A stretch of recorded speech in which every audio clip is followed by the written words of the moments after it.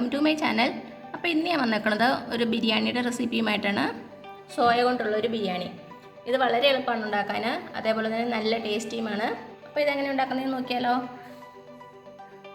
അപ്പോൾ നമുക്ക് നമ്മുടെ സോയ ബിരിയാണി ഉണ്ടാക്കാൻ തുടങ്ങാം.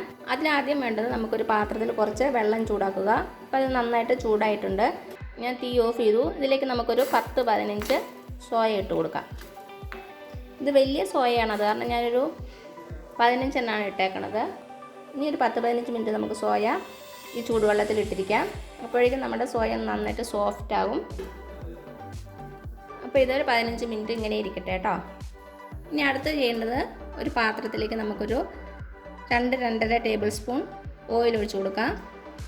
ഞാനിവിടെ സൺഫ്ലവർ ഓയിലാണ് യൂസ് ചെയ്യുന്നത്. ഇതൊന്ന് ചൂടായിട്ട് വരട്ടെ കേട്ടോ.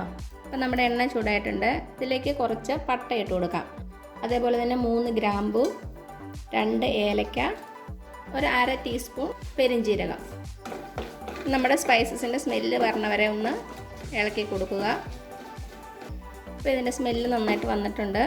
ഇനി ഇതിലേക്ക് നമുക്കൊരു 8 അല്ലി വെളുത്തുള്ളി ഇട്ട് കൊടുക്കാം. അതേപോലെ തന്നെ ഒരു ചെറിയ കഷ്ണം ഇഞ്ചി ചെറുതായിട്ടൊന്ന് കട്ട് ചെയ്തിട്ട് കൊടുക്കാവേ.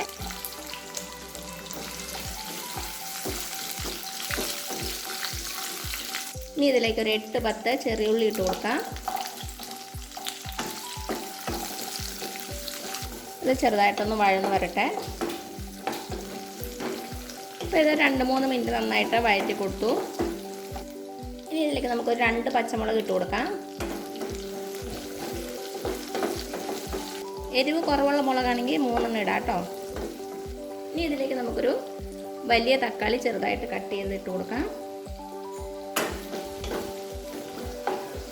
അതേപോലെ തന്നെ ഒരു ചെറിയ കൈപ്പിടി പുതിനയില, ഒരു 10-15 എണ്ണം മതി. പിച്ചിട്ട് കൊടുക്കാം. അതേപോലെ തന്നെ ഒരു കൈപ്പിടി മല്ലിയില.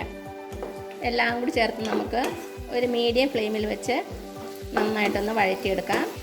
കുറച്ച് ഉപ്പും കൂടെ ചേർത്ത് കൊടുക്കാവേ. ഒരു 3-4 മിനിറ്റ് നന്നായിട്ട് വഴറ്റി കൊടുക്കുക. അപ്പോൾ നമ്മുടെ തക്കാളിയൊക്കെ നന്നായിട്ട് വെന്തുടഞ്ഞിട്ടുണ്ട്. ഒരു 3-5 മിനിറ്റ് ആയിട്ടുണ്ട് കേട്ടോ. ഇനി നമുക്ക് തീ ഓഫ് ചെയ്യാം. ഇനി ഇത് നന്നായിട്ടൊന്ന് ചൂടാറണം.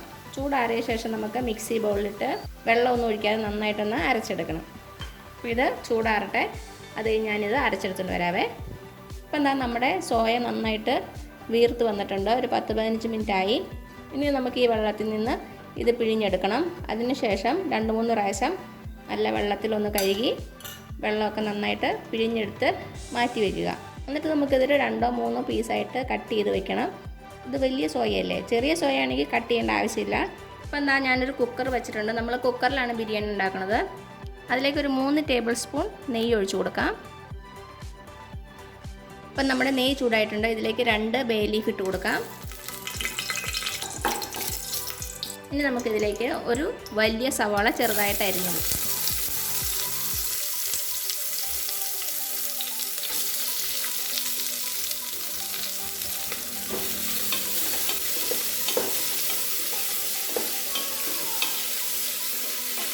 ഇനി നമ്മുടെ സവാള നന്നായിട്ടൊന്ന് വഴറ്റിയെടുക്കണം. നല്ലൊരു ഗോൾഡൻ കളറാവുന്ന വരെ വഴറ്റണം. കുറച്ച് ഉപ്പിട്ട് കൊടുക്കാം, അപ്പോൾ പെട്ടെന്ന് വഴന്ന് കിട്ടും.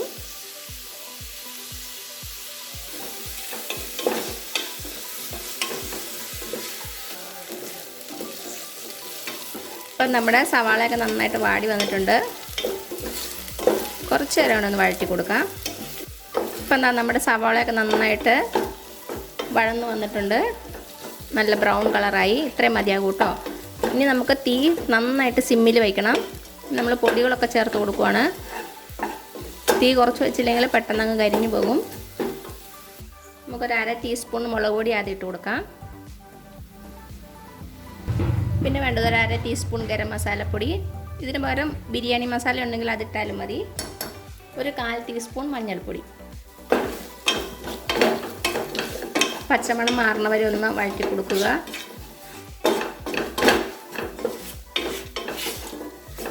ഇപ്പം നമ്മുടെ പൊടികളുടെ പച്ചമണമൊക്കെ ഒന്ന് മാറിയിട്ടുണ്ട്. ഇതിലേക്ക് നമ്മൾ അരച്ച് വെച്ച പേസ്റ്റ് ചേർത്ത് കൊടുക്കാം. ചെറിയ ഉള്ളി, ഇഞ്ചി, വെളുത്തുള്ളിയൊക്കെ ചേർത്തില്ലേ അത്. നല്ല ഫൈൻ പേസ്റ്റായിട്ട് അരഞ്ഞ് കിട്ടിയിട്ടുണ്ട്.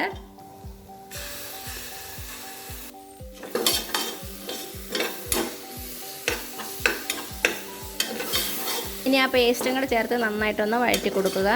ഒരു 2-3 മിനിറ്റ് ചെറു തീയിൽ കിടന്ന് നന്നായിട്ടൊന്ന് വഴന്ന് വരണം.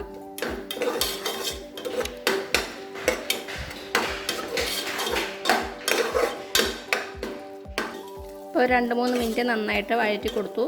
ഇനി ഇതിലേക്ക് നമുക്കൊരു 3 ടേബിൾ സ്പൂൺ തൈര് ചേർത്ത് കൊടുക്കാം.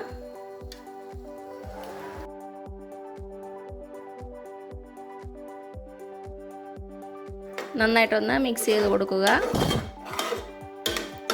ഇപ്പോൾ തൈരും കൂടെ ചേർത്ത് നന്നായിട്ടൊന്ന് മിക്സ് ചെയ്ത് കൊടുത്തു. ഇനി ഇതിലേക്ക് നമ്മൾ ചെറുതായിട്ട് കട്ട് ചെയ്ത് വെച്ചിരിക്കുന്ന സോയ ഇട്ട് കൊടുക്കാം. ഞാൻ ഈ ഒരു വലിപ്പത്തിലാണ് കട്ട് ചെയ്തേക്കുന്നത്.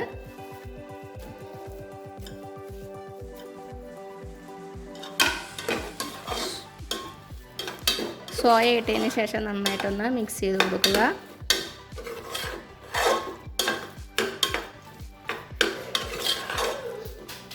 സോയ ചേർത്ത ശേഷം നന്നായിട്ടൊന്ന് ഇളക്കി കൊടുത്തു. ഇനി നമുക്കിതിലേക്ക് അരി ചേർത്ത് കൊടുക്കാം. ഞാനിവിടെ 1.5 ഗ്ലാസ് ബസ്മതി റൈസ് 20 മിനിറ്റ് വെള്ളത്തിൽ കുതിർത്തിട്ട് ഊറ്റിയെടുത്ത് വെച്ചേക്കുന്നതാണ്. അതിട്ട് കൊടുക്കാം.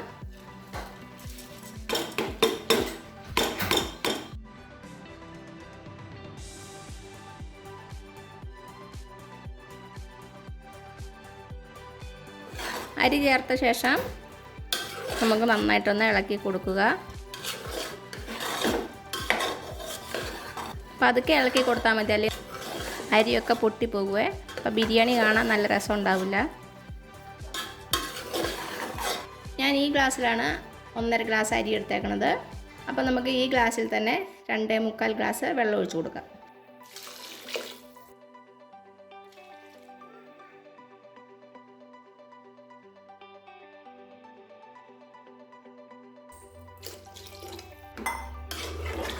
ഇപ്പോൾ 2.25 ഗ്ലാസ് വെള്ളം ഒഴിച്ച് കൊടുത്തു.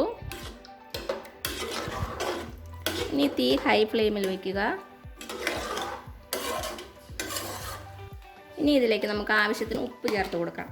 നമ്മൾ നേരത്തെ മസാലയ്ക്കൊക്കെ ഉപ്പ് ചേർത്തിട്ടുണ്ട്, അതിനനുസരിച്ച് ഉപ്പിടണേ. ഉപ്പ് ചെക്ക് ചെയ്ത് നോക്കുമ്പോൾ കുറച്ച് മുന്നിട്ട് നിൽക്കണം, അപ്പോൾ തന്നെ വെന്ത് വരുമ്പോൾ കറക്റ്റ് ആവുകയുള്ളൂ. ഇനി അവസാനമായിട്ട് ഇതിലേക്ക് ഒരു 1/2 ടീസ്പൂൺ നാരങ്ങ നീരും കൂടെ ചേർത്ത് കൊടുക്കാം. ഇപ്പം എന്താ നമ്മുടെ അരിയൊക്കെ നന്നായിട്ട് തിളച്ച് വന്നിട്ടുണ്ട്. ഇനി നമുക്ക് കുക്കർ അടച്ചു കൊടുക്കാം.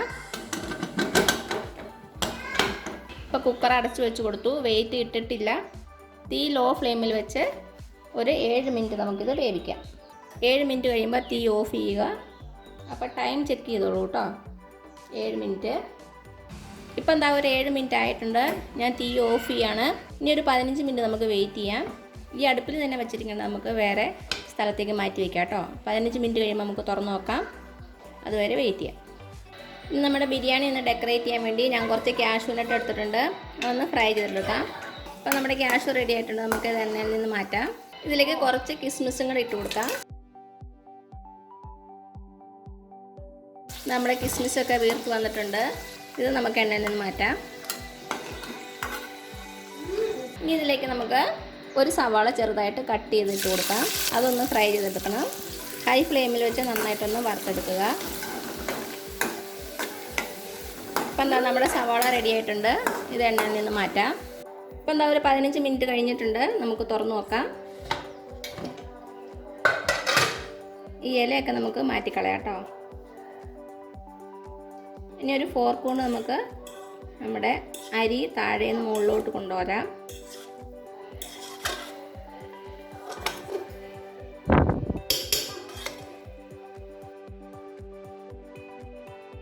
കറക്റ്റായിട്ട് വെന്തിട്ടുണ്ട്. അങ്ങ് കുഴഞ്ഞു പോയിട്ടുമില്ല.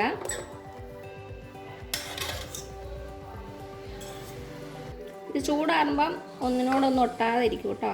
നന്നായിട്ട് മിക്സ് ചെയ്തു. ഇനി നമുക്കൊരു സർവിങ് പാത്രത്തിലേക്ക് മാറ്റാം. ഇനി നമ്മൾ ഫ്രൈ ചെയ്ത് വെച്ചിരിക്കുന്ന കാഷ്യൂ നട്ടും കിസ്മിസും സവാള എല്ലാം കൂടെ ഇട്ട് ഡെക്കറേറ്റ് ചെയ്യാം.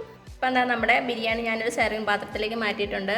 അപ്പോൾ എല്ലാവരും ഒന്ന് ട്രൈ ചെയ്ത് നോക്കുക. നല്ല ടേസ്റ്റിയാണ്. അതേപോലെ തന്നെ ഉണ്ടാക്കാനും എളുപ്പമല്ലേ. നമ്മുടെ ബിരിയാണിയുടെ കൂടെ ഞാൻ സെർവ് ചെയ്യുന്നത് റൈത്ത, മുട്ട, ഡേറ്റ്സ് പിക്കിള്, പപ്പടം. ഈ ഡേറ്റ്സ് പിക്കിളിൻ്റെ റെസിപ്പി ഞാൻ ഓൾറെഡി ഇട്ടിട്ടുണ്ട്. അതേപോലെ തന്നെ റൈത്തയുടെയും. അതിൻ്റെ ലിങ്കൊക്കെ ഞാൻ താഴെ കൊടുക്കാം. കാണാത്തവരൊന്ന് കണ്ടു നോക്കണേ.